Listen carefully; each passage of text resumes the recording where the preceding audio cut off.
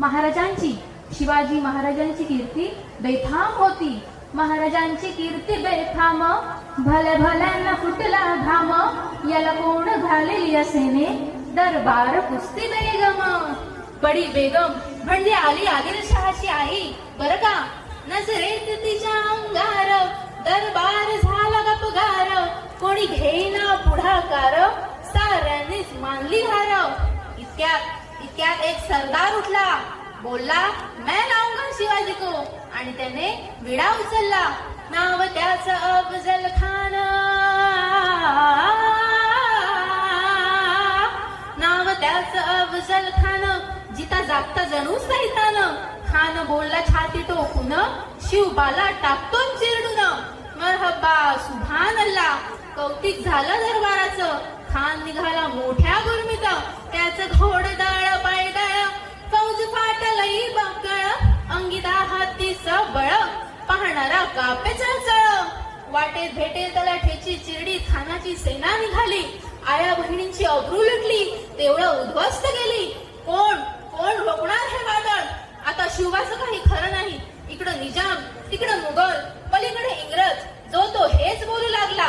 राजाची सेना उठवार, खानाला कसा ठोपणार. काय लढवावाहून नर, चिंतेत पंत सरदार. पण आई जिजाऊ काय म्हणाल्या. शिवबा तू आमचा पुत्र नव्हे, तर या अवघ्या मराठी मातीचा स्वाभिमान आहेस. या मातेने आपला पुत्र गमावला तरी बेहत्तर, पण या मराठी मातीचा स्वाभिमान गमावता कामा नये. अशा वाघिणीचा त्यो छावा, अशा वाघिणीचा त्यो छावा. गनिमाल कसा ठेचावा, डोक्यात गणी मी कावा.